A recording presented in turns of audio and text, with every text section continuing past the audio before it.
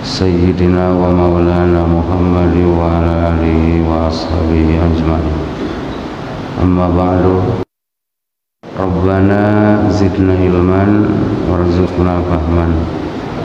Allahumma aghnina bil ilmi wa zayyinna bil hilmi wa akrimna bit taqwa wa jammilna bil afiyah. Amin ya rabbal alamin.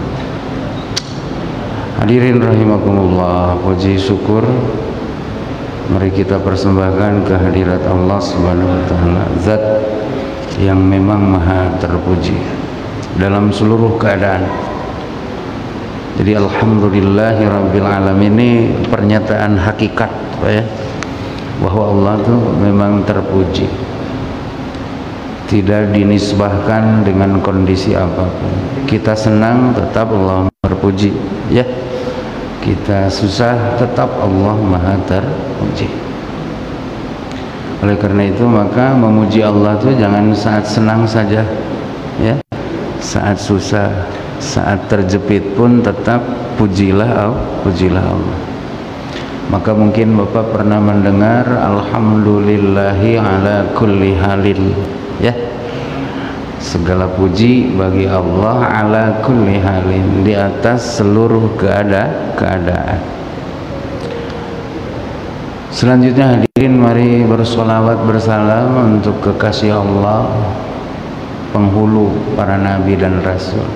Penghulu itu bukan yang tukang nikahin ya, maksudnya jangan salah. Penghulu para nabi dan rasul, oh berarti nabi dan rasul itu dinikahkan oleh Nabi Muhammad? Bukan.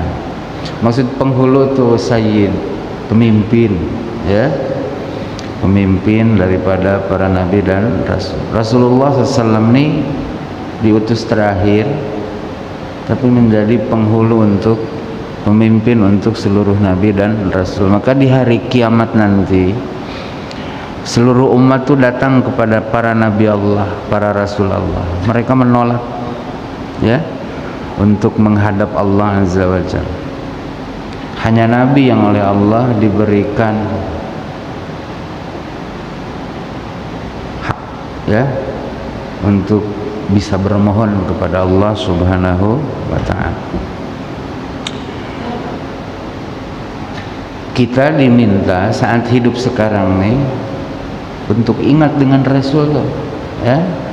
Ingatnya itu dengan cara melakukan perintah Allah yang diajarkan oleh Rasulullah. Di antaranya itu apa? Berkirim doa. Berkirim doa. Isi doanya itu rahmati ya Allah, selamatkan ya Allah nabi kami. Itu udah diulang-ulang ya. Itu tanda bahwa kita ini cinta dengan Rasul. Kemudian kita pun memohon kepada Allah, mudah-mudahan salawat Allah tadi, rahmat salawat ya, salam Allah, salamah keselamatan Allah tadi dilimpahkan juga kepada keluarganya Rasulullah. Tahu tak siapa keluarga Rasul yang dimaksud di sini? Nah, ini harus tahu. Keluarga Rasulullah itu siapa?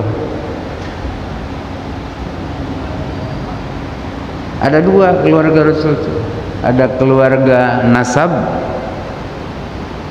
ada keluarga nisbah. Kalau keluarga nasab yang memiliki hubungan darah. Siapa mereka? Alladzina hurrimu alaihimul shadaqah. Orang-orang keluarga Rasul yang diharamkan menerima sedekah, baik sedekah wajib zakat ataupun sedekah sunnah ataupun kifarah. Rasulullah dan keluarganya nih Pak tak boleh menerima sedekah, tak boleh menerima zakat, karena itu keringat, seolah-olah keringat kan, kotoran daripada harta. Iya. Seluruh keluarga Rasul sampai hari ini hurrimu alaihimus shadaqah, mereka diharamkan nerima sedekah, terhalang dosa gitu loh. Kalau hadiah boleh. Siapa mereka itu? Pertama adalah Alu Aliyin. Nah, itu keluarga Rasulullah, keluarganya Sayyidina Ali. Yang kedua Alu Uqailin, keluarganya Sayyidina Uqail. Ini jarang kita dengar ya. Keluarga Uqail. Uqail. Yang ketiga Alu Ja'far. Alu Ja'far, keluarganya Ja'far. Yang keempat Alu Abbasin, keluarganya Abbas. Nah, itu Alu Muhammadin, itu nasab. Ulang ya. Ya, kita ngaji berapa tahun di sini, pada keluarga Nabi Muhammad sekali ditanya siapa keluarga Nabi Muhammad, itu kurang tahu. Kan berarti sayanya yang kurang anu ya.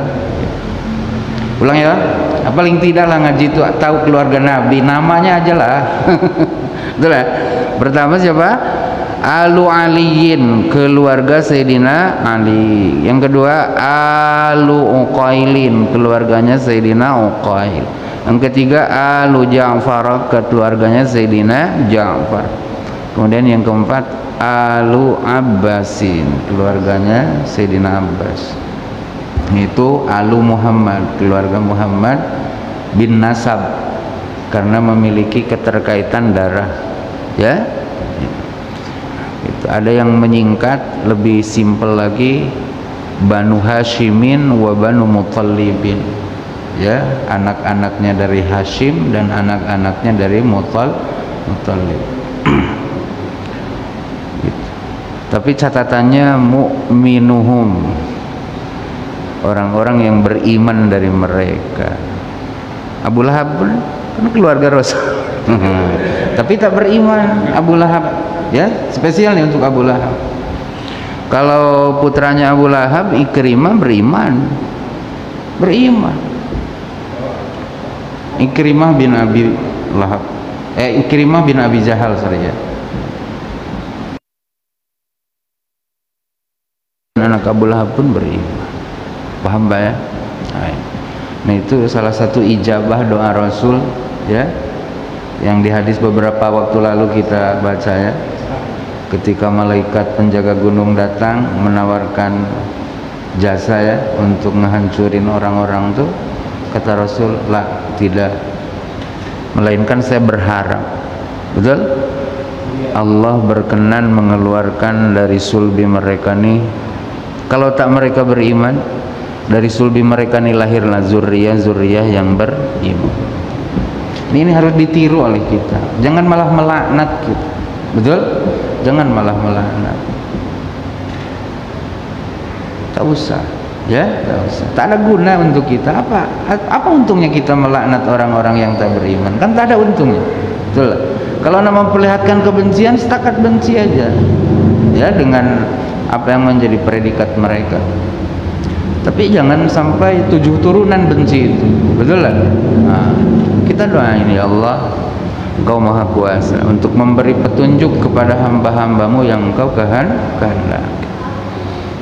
Apalagi pemimpin beriman, lagi pemimpinnya itu bukan kafir, pemimpinnya beriman, dilaknat pula, teruk nah hidup macam tak ada kerja lagi, betul lah. Nah, itu baliknya nanti ke kita ya. Nah, kita doain, kalau kasat mata kita melihat zalim, sesat, ya udah berdoa, ya Allah Engkau Maha Kuasa, memberi petunjuk kepada mereka untuk berucap, bersikap, berbuat, punya kebijakan yang Engkau ridho. Apa susahnya, betul?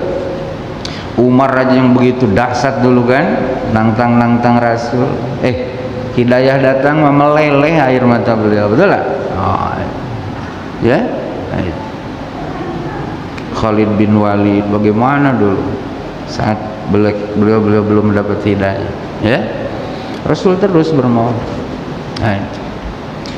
Dah ulang lagi, siapa tadi? Keluarga Sayyidina Ali, keluarga Uqail, keluarga Sayyidina Ja'far, keluarga Sayyidina Abbas.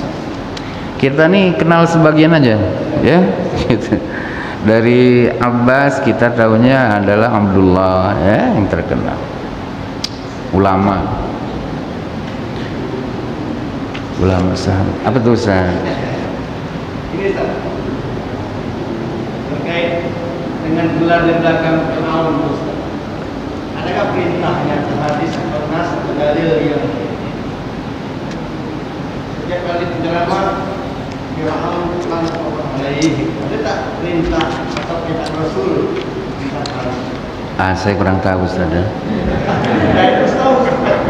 Nanti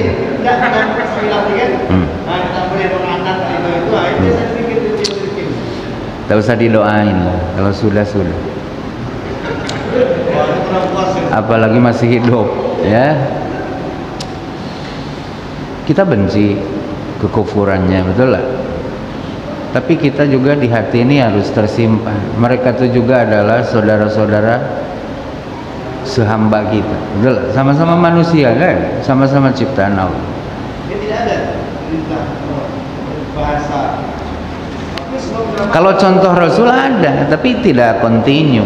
Kan Rasul pernah juga melaknat Dakwan, ya, di mana qurra'us sahabah itu kan dibunuh, ditipu ya, tipu. Mereka bilang nak masuk Islam sekampung kan, dikirim lah kan, belum sampai di Plaza KB, siapalah yang tak sakit kan.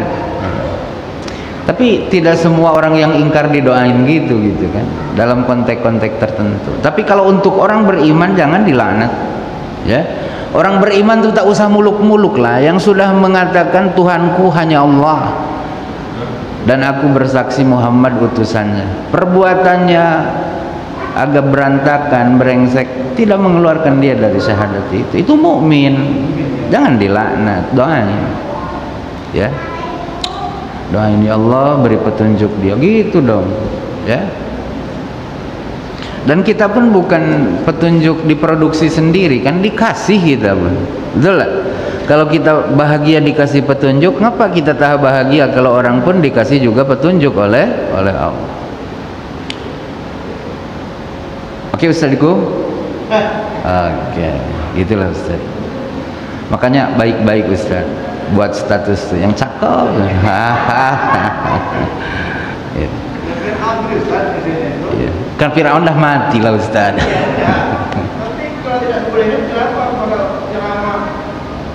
Kan saya tidak di sini. Iya. Ya Ustaz pakai kecuali lah. Hanya itu kita cari tahu nanti ya. Banyak ngasih PR Ustaz nih. Aduh ya Allah. Oke lanjut ya. Yang kedua, keluarga nisbah, ya. Keluarga nisbah tuh karena kita dengan Rasul nih ada titik kesamaan, mengimani Allah, ya. Nah, berarti kita pun keluarganya Rasulullah. Keluarga Ranai katanya kan. Padahal kita dengan bapak itu bukan ada hubungan apa-apa, sama asal dari Ranai. Keluarga Pacitan tuh luas, ya, bukan paman kita, dia hanya satu kabupaten aja dengan kita. Gitu, betul lah. Kita pun keluarga Rasulullah karena sama-sama mengimani Allah sebagai Tuhan kita dan kita mencintai Rasulullah Shallallahu Alaihi Wasallam. Berarti kita pun adalah ngaku keluarganya Rasulullah. Tapi untuk kita tak haram sedekah, Pak, ya. Kalau memang kere boleh lah kan. Tapi kalau zuriyah Rasul sampai hari ini haram mereka. Apalagi minta ya. Kita kasih sedekah aja mereka haram menerima. Ya, habaib tuh tak boleh. Ya, habaib tuh tak boleh menerima sedekah dari umat Nabi Muhammad. Tak boleh. Kalau hadiah boleh. Judulnya kita masih ingat apa? Al-Wali Al-Adil, ya, pemimpin yang adil, gitu kan kemarin ya. Nah, itu.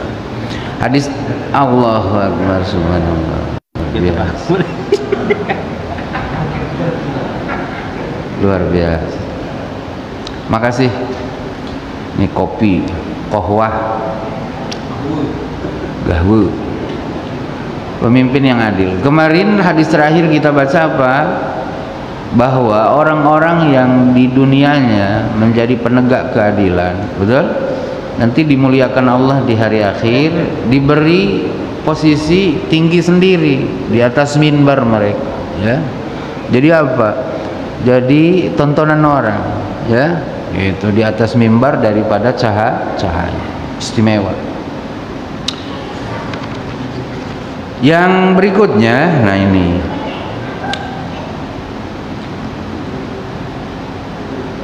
kemarin, ini baru setengah ya hadis ini, belum selesai. Dari sahabat Auf bin Malik radhiyallahu taala anhu, diriwayat Imam Muslim ya. Beliau pernah mendengar utusan Allah sallallahu alaihi wasallam bersabda, begini sabda beliau: sebaik-baik pemimpin kalian itu adalah yang kalian mencintai mereka dan mereka mencintai kalian. Nah, jadi tak bertepuk sebelah tangan. Rakyat cinta mereka, pemimpin cinta rakyat. Gitu ya. Kita peduli dengan mereka, mereka. Jadi kalau ada pemimpin itu dalam skop besar atau kecil ya, gitu. Jangan tertuju presiden, gubernur doang. Pemimpin itu kan gitu. Rakyatnya 3 orang pun disebut pemimpin kan. Sholat sendirian, di belakangnya ada makmum,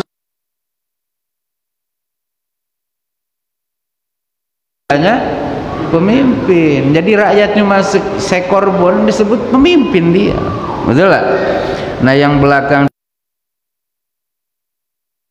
itu namanya khairul a'immah, sebaik-baik pemimpin gitu. Nah, maka Rasul Ustaz ngasih trik dengan Ustaz sebagai imam tuh itu, supaya dicintai oleh makmum Ustaz, oleh rakyat Ustaz. Perhatikan mereka. Data oleh Ustaz siapa yang punya asam urat, siapa bisa sebelum sholat tuh ditanya cuman apa aja itu bihis meracau nanti di jalan.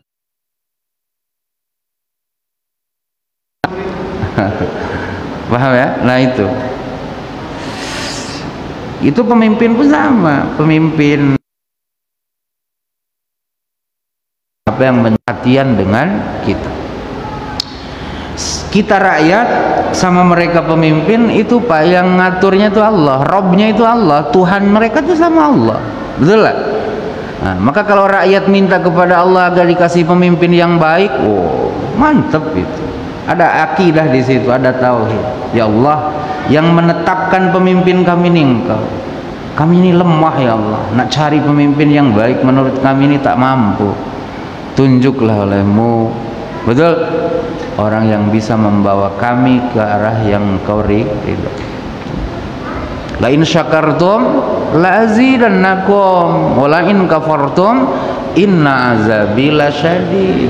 Bila kamu bersyukur dengan pemimpin yang telah Allah kirimkan, ditaati, dibantu, disokong, kalau salah diingatkan, ya itu program-program baiknya didukung, tidak disuuzoni, tidak dihoaki, tidak dipitnahi, itu namanya bersyukur. Apa janji Allah? Ku kasih pemimpin yang lebih baik. Oh gitu, betul lah. Tapi kalau yang Allah kirimkan dah kita zolimi, dah kita cemeh, dah kita injak-injak, wah kata Allah ku kasih yang gini tak diterima. Apa jadinya? Kalau kufur dengan nikmat yang kecil, betul? Maka dia akan kufur dengan nikmat yang besar. Kalau tak berterima kasih dengan nasi sepiring, betul?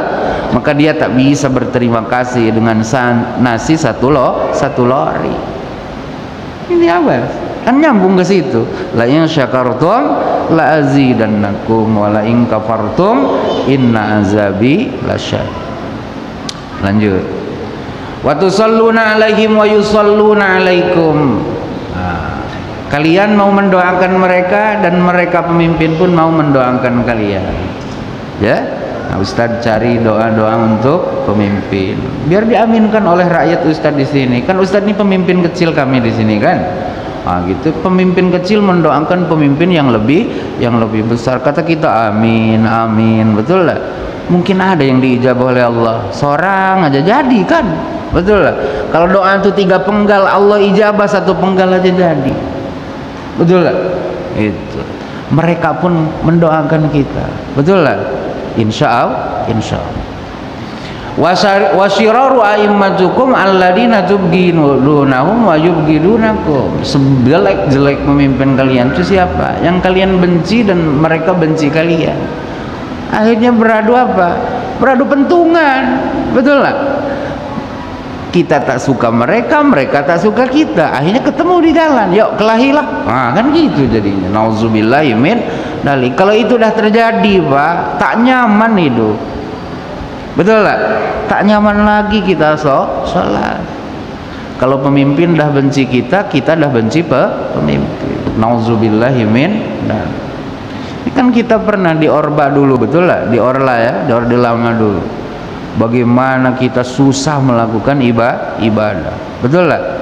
Gitu. Kenapa? Karena itu tadi ada kekacauan dalam kekuasaan. Nauzubillah. Betul lah. Ini sekarang kita boleh bercakap apa saja di masjid boleh, betul lah. Cuman harus tahu etika, ya, tahu etika. Kita tebar kasih sayang, bukan tebar kebencian. Karena Allah ini tak suka, Pak, dengan apapun kebencian. Betul lah. Wa tal'anunahum wa yal'anunakum. Kalian melaknat mereka, dan mereka melaknat kalian. Saling laknat. Rakyat ngelaknat pemimpin, pemimpin ngelaknat rakyat. Nauzubillahi min dzalik. Awas tuh di YouTube tuh saya pernah ada dengar tuh. Gerakan melaknat pemimpin katanya. Pernah dengar enggak? Nauzubillah. Belum ya? Janganlah tangan dibuka. Ini ngasih tahu. Apalah gerakan apa itu? Nggak boleh itu katanya da'bus sholihin, sikapnya orang-orang solih dulu, salafus solih. Matilah, tak ada macam itu. Masa kita melaknat pemimpin? Teruk, Pak. Kalau tak ada pemimpin itu teruk. Kenapa janda itu harus disayangi oleh semua orang? Karena dia sudah kehilangan pemimpin rumah tangga. Kalau duda harus disayangi semua orang dah? Nggak ada. Yang ada tuh armilah itu para janda. Kan kata almarhum Kiai Haji Zainuddin Amjad, masih banyak katanya janda-janda, betul tak? Oh, janda-janda bukan duda-duda. Kenapa janda itu dibilangnya kelompok yang lemah? Karena kehilangan pemimpin rumah tangganya. Maka semua orang harus urun, ikut menyayangi mereka. Gitu. Negara kehilangan pemimpin itu kacau, Pak. Betul lah. Maka jangan anggap remeh urusan kepemimpin. Sampai Allah menganalogikan gini ya, tentang mustahilnya di alam raya ini ada 2 pemimpin. Lau kana fihi alihatun illallah lafasadata. Analoginya gitu. Andai di bumi dan di langit nih ada 2 penguasa, ada 2 pengatur, hancur bumi langit. Betul lah. Di kehidupan kita pun sama, Pak. Andai ada 2 pemimpin, yang satu presiden resmi, yang satu presiden bayangan, kacau, Pak. Yang satu RT resmi, yang satu RT bayangan, bingung itu rakyat. Hah? Paham enggak, Pak? Makanya seorang ulama namanya siapa? Ibnu Taimiyah mengatakan kehilangan pemimpin satu saat itu membahayakan. Betul lah, kehilangan pemimpin sesaat saja di kehidupan manusia ini kacau. Betul lah, Pak. Maka bersyukur kita, betul, Allah memberikan stabilitas politik di negeri ini sampai hari ini. Alhamdulillah. Syukuri apa yang Allah anugerahkan. Kulna, kata para sahabat, ya Rasulullahi afalanuna bizuhum. Kalau kami dah saling melaknat gitu Rasul dengan pemimpin, kami dah tak senang dengan mereka, cuma kalau kita berontak aja Rasul? Apa kata Rasul? Jangan. Jangan kalian memberontak mereka. Awak denger ya? La. Jangan. La itu jangan. La tunabidu. Jangan kalian memberontak atas mereka. Ma'aqamu fikum as-salata. Selama mereka masih menegakkan salat di tengah-tengah kalian. Kita punya simbol di Jakarta, ada Istiqlal. Itu disebutnya apa dalam tipologi masjid? Masjid nasional. Itu harus tahu kita. Di Indonesia ini masjid punya tipe-tipe, Pak.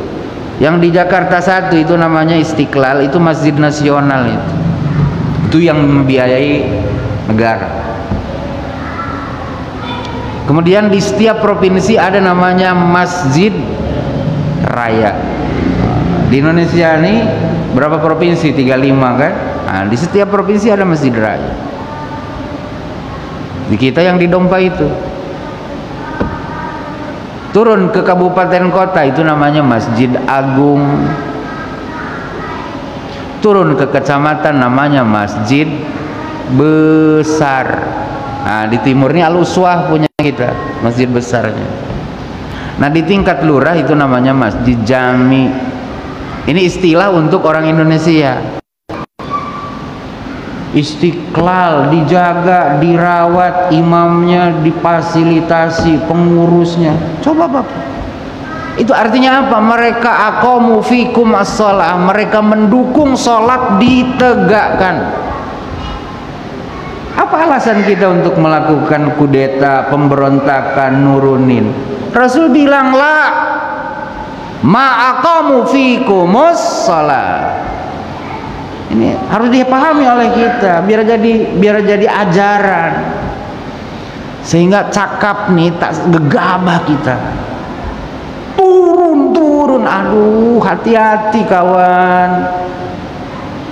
Paham enggak? Ma'aqamu fikumus shalah.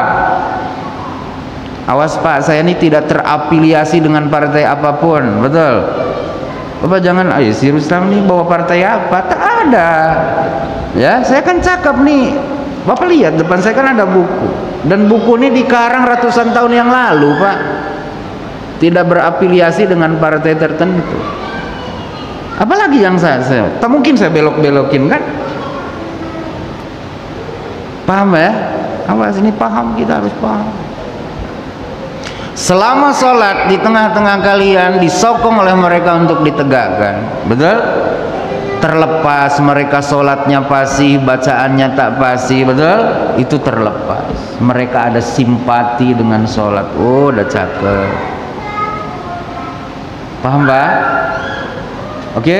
Nah, jangan muluk-muluk kali lah. Betul lah, harus tegak ini, harus tegak itu, harus tegak. Enggak, Rasul cakap ma'aqamu fikumus shalah. Salat doang yang disebut. Oke? Nah, ini harus dipahami oleh kita. Setuju tidak? Ini macam tak setuju apa? Macam tak setuju. Dah berapi-api cakap, mesti biasa-biasa. Oke, paham ya? Nah, itu saya dah sampaikan ini, ya. Saya dah sampaikan.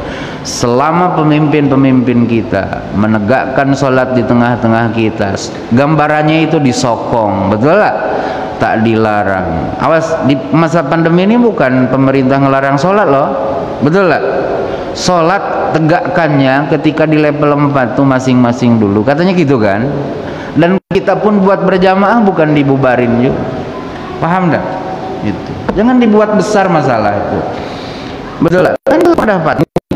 Ya, jangan ulama yang berfatwa itu ada lembaganya. Kalau semua ulama berfatwa kacau nanti.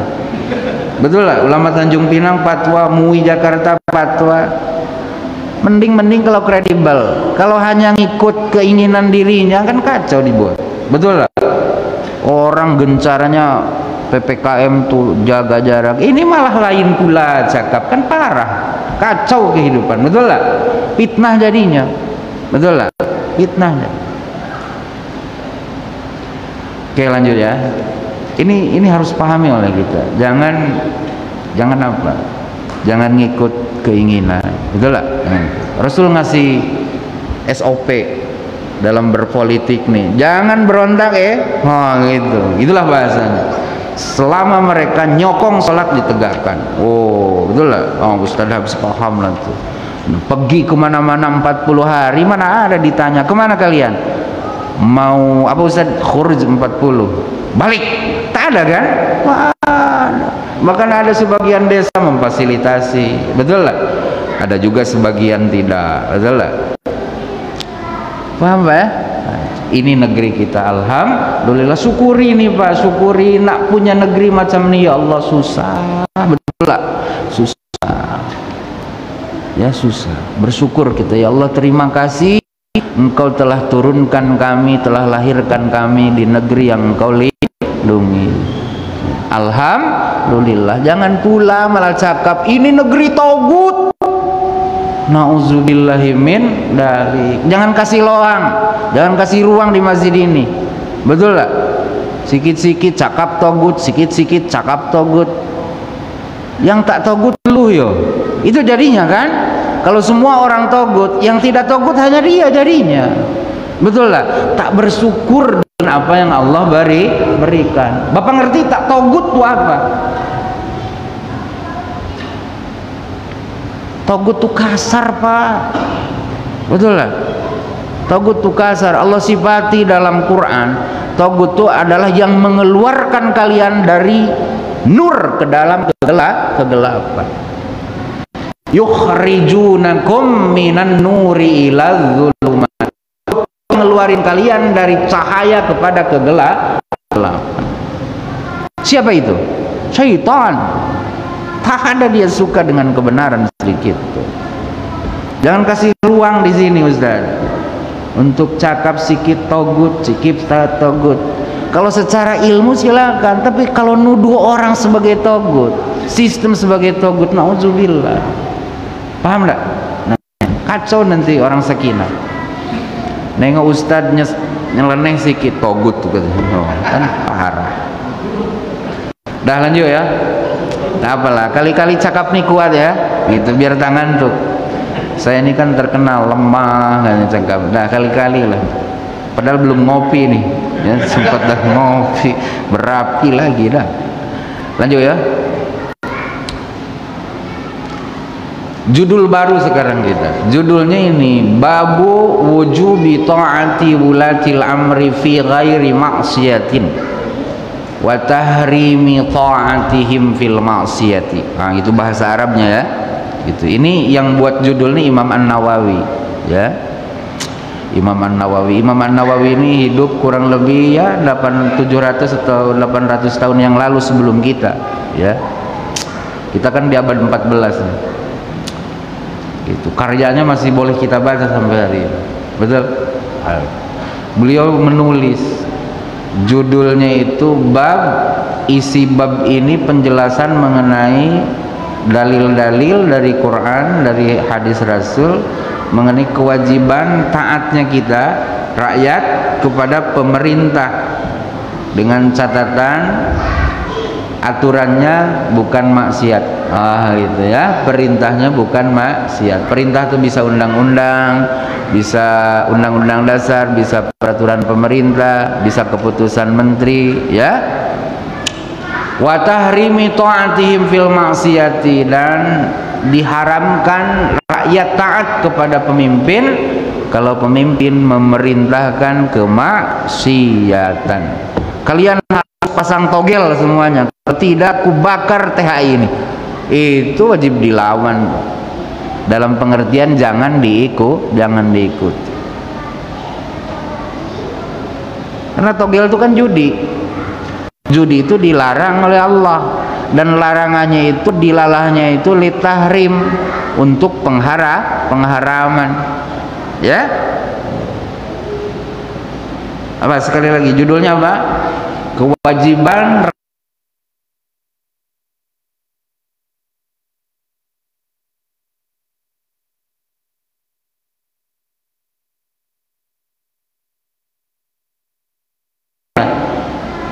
ninggalin perintah yang wajib, buat larangan yang diharamkan, itu dosa. Jadi kalau sunat, betul lah, ditinggalin dosa Anda. Lepas sholat maghrib nih, assalamualaikum, assalamualaikum, Ustadz Ali, belum istighfar, dah keluar satu, berdosa tak kawan tuh? Tidak, kan tak sholat sunat aja, tak istighfar lepas sholat dosa tak? Enggak. Tapi kalau tak sholat maghrib dosa. Paham? Di rumah tidak, di masjid tidak, ya dosa. Tapi kalau tidak sholat sunat pada maghrib, tak dosa. Tak zikir lepas maghrib, tak dosa. Itulah, nah itu perintahnya itu, delalahnya itu untuk apa? Nadab, anjuran, istihbab, ya. Oh. Tapi kalau sholat maghrib perintahnya itu wajib. Nah disebut maksiat tuh gitu, perintah yang sifatnya wajib disuruh ditinggalkan, larangan yang sifatnya haram harus dilakukan. Jadi kalau pemerintah memerintahkan kita untuk ninggalin apa yang Allah wajibkan,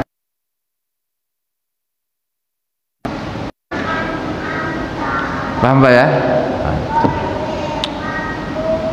Anda ini tolong ya dijawab. Pemerintah ini berdasarkan ahlul ilmi ini yang punya kredibilitas di bidangnya, menyatakan bahwa ini penyakit nih bisa menyebar kalau kalian ngumpul, kalau kalian berdempet-dempet. Maka tak usahlah kalian sholat Idul Adha, akan menjadi penyebab penyebaran virus. Kalau kita tak sholat Idul Adha, dosa dah, maksiat dah. Paham ya? Awas judulnya, makanya pahami.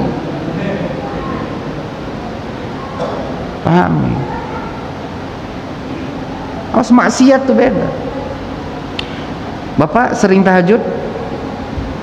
Mantap. Ustadz sekali nanya saya, jarang. Berdosa tak saya kalau tak tahajud? Berdosa? Tak berdosa, cuma tak beruntung. Betul tak? Berdosa? Tidak, cuma tak beruntung. Bapak makan sama gepuk, betul tak? Saya sama kerupuk. Gitu. Ustadz makan sama rendang, saya sama sambal belacan. Betul tak? Cuman yang satu nikmat, betul tak? Berdosa saya makan dengan belacan? Tidak. Paham tak? Gitu, ngerti ya? Awas, makanya ulama tuh bukan sembarang nulis Pak di keputusan MUI itu pakai ilmu Pak, bukan pakai rasa. Kalau kita kan pakai rasa, betul lah, karena lagi khusus sholat, pakai rasa gitu, semua sholat baik, wajib gitu kan, gitu. Akhirnya banyak orang demo, kan gitu. Padahal ahlul ilmi ngarahin begitu. Nah ini kalau kita sudah kehilangan kepercayaan, ya betul lah, akhirnya suuzon aja semua terus. Betul lah, bikin aturan gini di suuzon nih. Kemarin geser aja apa nama?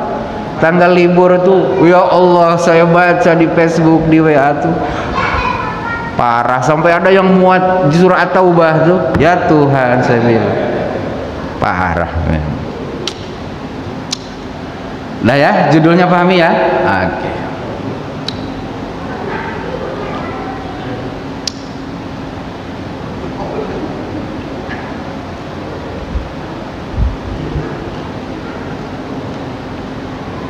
Awas, diberi penjelasan oleh Ibnu Alan, wal amru fi ma'adal maksiat. Gitu ya. Itu perintah itu boleh ditaati kalau bukan kemaksiatan. Ya, gitu. Berarti bukan kemaksiatan tuh tidak ngelahirin dosa ya. Itu tidak ngelahirin dosa. Awas, dosa itu muncul kalau kewajiban ditinggalkan, kalau yang diharamkan dilakukan. Awas itu. Kan gitu di fikih ya, di fikih. Kalau ada perintah kalian harus buat patung dan setiap pagi kalian harus duduk menghadap patung tuh sambil bermohon sama patung tuh, kira-kira itu perintah yang wajib ditaati atau enggak? Oh enggak, itu jelas-jelas bukan lagi di ranah fikih, itu sudah ranah akidah. Paham ya? Lanjut.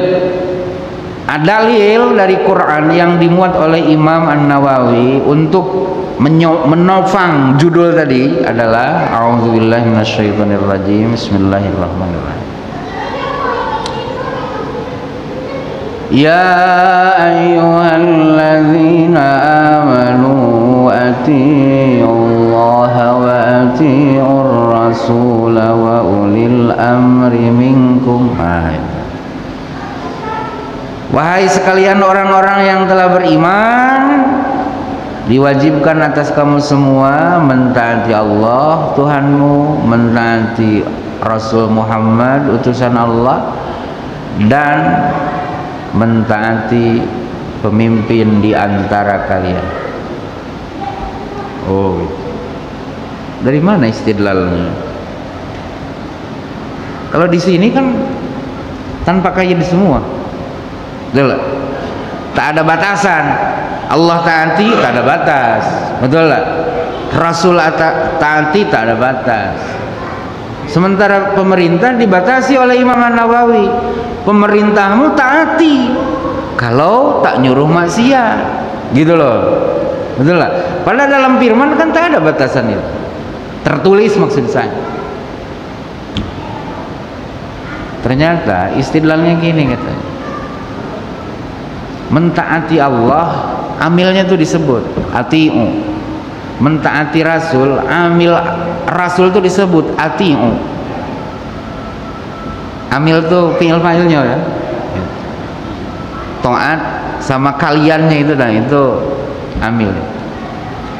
Kamu taati Allah mutlak. Oh gitu. Kamu taati Rasul mutlak. Tak boleh nanya-nanya lagi, tak boleh pikir lagi.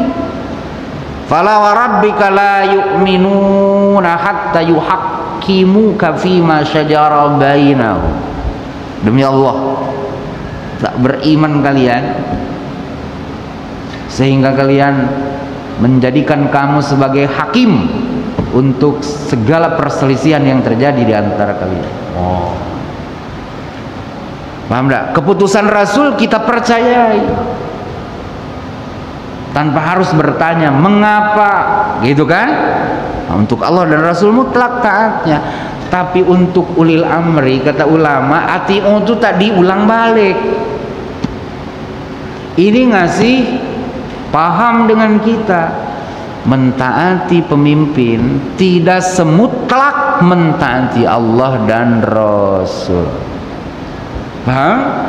Mentaati pemimpin tidak semutlak mentaati Allah dan Rasul. Ada batas fi ghairi maksiatin. Betul lah? Ma aqamu fikumus shalah. Paham tak Pak? Wah itu. Alhamdulillah salat kita